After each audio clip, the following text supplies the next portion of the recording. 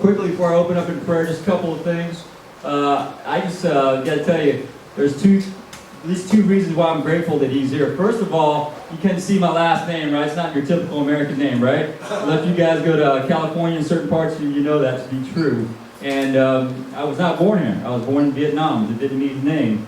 And I was 4 years old, and as the last memory I have of Vietnam was flying probably one of C-130. You know, they've got the hatch down to shoot the flares, and then I don't know who was on the side, but there was either a Marine, an airman, or soldier, you know, hooked up on the side there, and that was my last memory of Vietnam, really, with military men and women there. And, you know, so flying to rescue me from that and taking me to freedom. And the second reason is that, you know, when I came back from Iraq and Afghanistan, you guys probably experienced this. Guess who's the first people that I saw, right? Vietnam vets, right? Vietnam vets, they suffered in silence.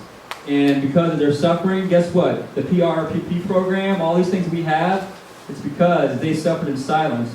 And in spite of them suffering in silence and being shamed for what they did their job and to serve our country, and they turn all that pain back into you know, all the things they have for the Warrior Transition Battalion now.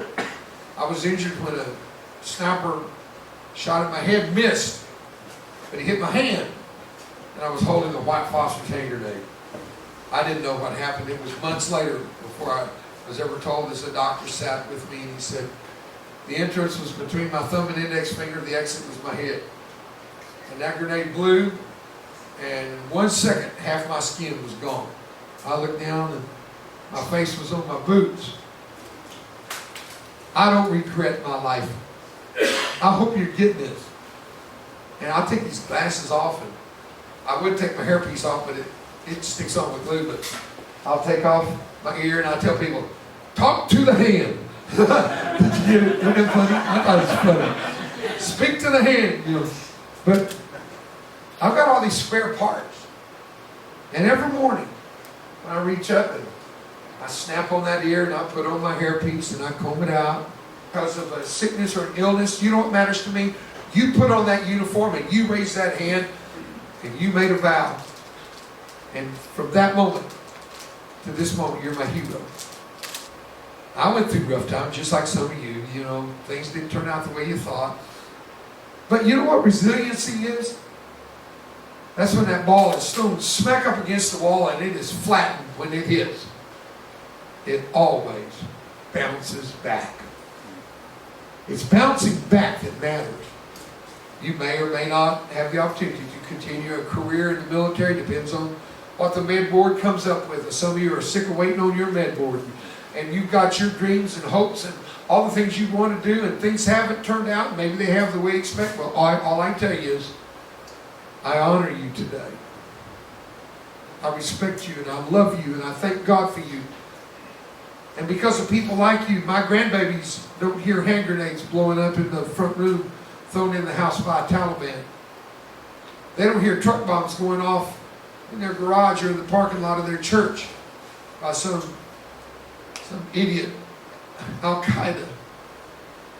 I slept good last night. My grandbabies slept well because you were on the wall. You paid a price, you're paying a price, you're serving this country, and because of you, I slept good. And I owe you, and I came to say thank you. But number 5, he was burned 100%, third degree. He had no skin left whatsoever. He was going to die. You're going to die. You lose all your skin. It's like losing your head. No one can put your head back on. You're going to die. The difference is you don't die instantly. You get the joy of feeling what it feels like to have every square inch of your skin burned off of your body. I've had half of mine burned off. That half was enough to make me go half crazy. I was insane with pain. And when I walked into his room, I knew it was over. They were making 2-inch deep cuts down through his swollen legs that were twice their size. You know how they were making those long cuts down his arms and legs? To allow his flesh to expand through the crackling skin that would never, ever expand again. And as that cut was made, I could hear it crackling like bacon behind that scalpel. I went over, I slipped my arm under his burned head, and I just held him for a moment. And I quoted in part something I read here on this island. I was over at the Punch Bowl where the World War II vets and their memorial, and some Vietnam vets and things are on that wall, their walls there. And there's a plaque embedded in there that was quoted from Abraham Lincoln. Listen to what he said. It's the last part of a letter written to Mrs. Bixby, who 5 of her sons were killed fighting for the glorious cause in the Civil War for freedom. 5 of her children, 5 boys were killed. And when the word came to the president through the War Department, he wrote to Mrs. Bixby, and his closing statement is embedded in the concrete at that wall. And I read it, and I never have forgotten it, and I'll take it to my grave. To Mrs. Bixby, he wrote, "The solemn pride that must be yours to have laid so costly a sacrifice upon the altar of freedom." I came today to tell you what I told that young warrior as I held him. I said to him, "You're not really in a hospital. You're in a sanctuary. And you're not really on a gurney. You are placed upon that altar of freedom. And on behalf of a grateful nation for your solemn sacrifice, I came to tell you thank you." His body shuddered and a long, slow breath came out, and that's when I thought that he's dead. And immediately I removed myself from that hallowed sanctuary of the room and the altar upon which he laid. And they came in, and I never saw him again. When he passed a few days later, I remembered that the average age of the warriors in this war are 19 years old. That's the average. A little better than us Vietnam vets. Our average age was 18. Can you imagine how many 17-year-olds lied to get in there? The solemn pride that is yours to have worn this uniform. The honor to wear that uniform. We're awesome. Proud of you. I love you guys. Myself, I was reminded at Dover a few weeks ago, if I think I've paid a price of any kind, if I think I've sacrificed anything, I was reminded of the ultimate sacrifice. From the arrival of the fallen hero until his departure for internment in his hometown, wherever they take him. I looked at how they treat those remains. Some of those remains come in pieces, some come in whole. And the treatment that that body, that remaining serviceman or woman is given. It was a mother's love. It's the most incredible thing I've ever seen. That gentlemen and ladies in your uniform handle those remains and go home and find the ability to even sleep. And I asked one of them, I said, how do you deal with that? Without depression coming over you, without the horrible sight of the price paid. How do you deal with it? He said, because the honor we give to match the honor they gave. We will treat them with all the respect that they treated us with their whole sacrifice. We give everything we have to honor them. That took me, Colonel, that one got me. But it didn't hit me like what I'm about to tell you. As they took me through the mortuary, I came to where the uniforms are taken care of. Because all of our fallen are buried in a uniform. And those uniforms are not just perfect, they are beyond perfect. Those uniforms are so perfectly pressed. And the wall that has all the honors from the Medal of Honor to the first medal ever given. And then those medals are placed on the chest.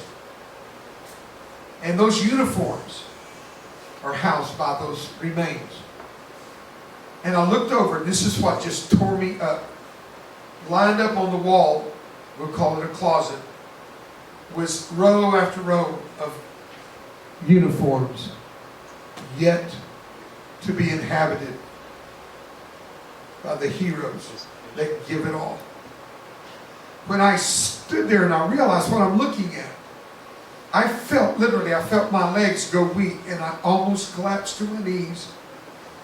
When I realized the price of freedom is not paid, it is still to be paid. It is yet to be paid.